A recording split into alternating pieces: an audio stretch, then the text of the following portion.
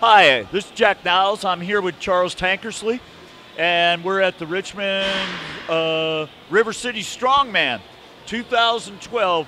And Charles is a professional trainer, and he's going to tell us a little bit about his philosophy on functional sports training. He owns a business called Primal Strength Camp. And what he does is teach people real-world applicable sports-type movements to build strength in normal, everyday things. Charles, can you tell us a little bit about how you would organize your strength program? Yeah, so what we do is we train outside 3 or 4 days a week. We break it down in focusing on 4 major lifts: the deadlift, bench press, military press, and squat.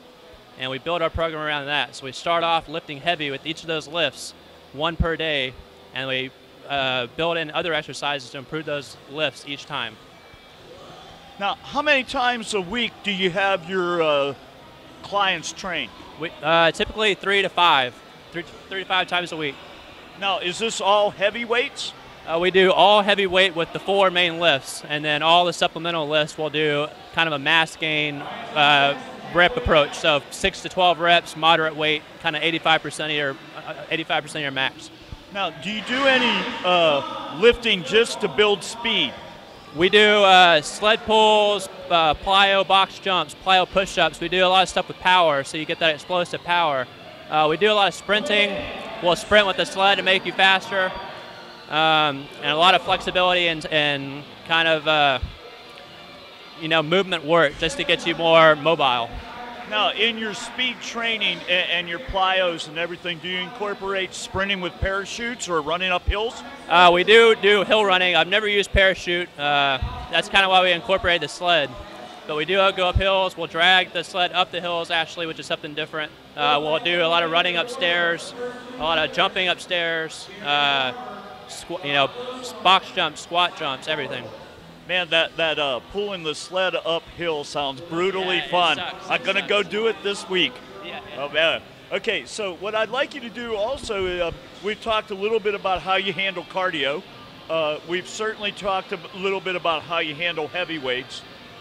Could you talk to us a little bit about how you handle your flexibility training? Yeah, so we'll start off with kind of a dynamic warm-up. We'll start off with like foam rollers and that kind of thing to get your muscles loose. We'll do squat jumps and things like that to get you a little bit more flexible and moving before you warm up.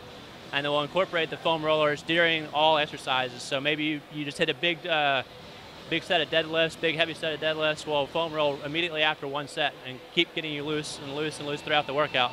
And then we'll always finish up with static stretching and foam rolling. So in your static stretching, do you have particular movements that you favor over others? I just focus on the legs and lower back. Try to keep those loose, as flexible as possible, extend your reach, that kind of thing.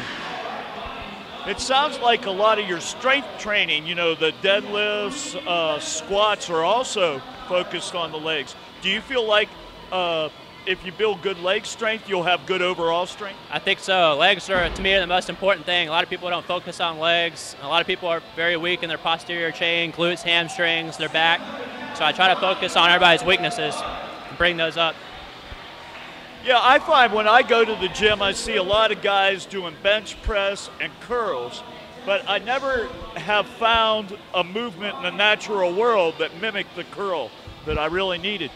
I do find that curls are useful for not pulling a bicep while you're deadlifting. Do you incorporate curls into your deadlift routine? Not many curls. We'll do a lot of clean and pressing, kettlebell work, that kind of thing. We'll do curls every once in a while, but not very often.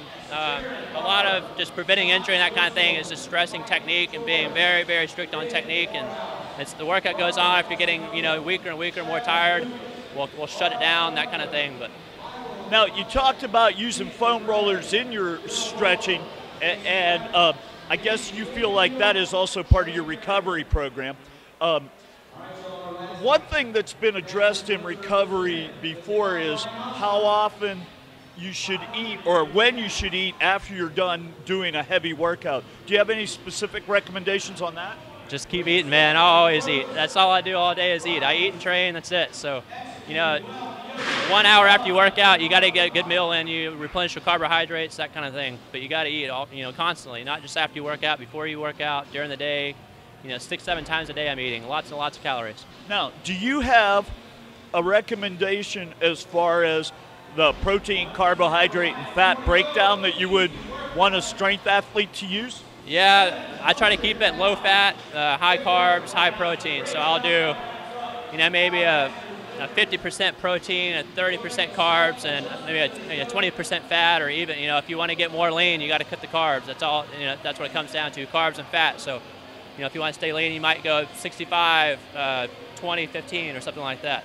Well, thank you very much. I think you've covered a lot of ground here. We talked about lifting heavy, working on light lifts to build speed. We've talked about how you incorporate plyometrics into your program, how you incorporate cardio into your program, and we've talked about your recovery and flexibility program. We really appreciate it. Would you say if you incorporated those 5 things, heavy weights, light speed weight, a good recovery and stretching program, nutrition, and flexibility, that you would have a good, well-rounded strength program? Oh, definitely, yeah. Well, thank you very much. It was nice meeting you, Charles. Thank you. Have a great day.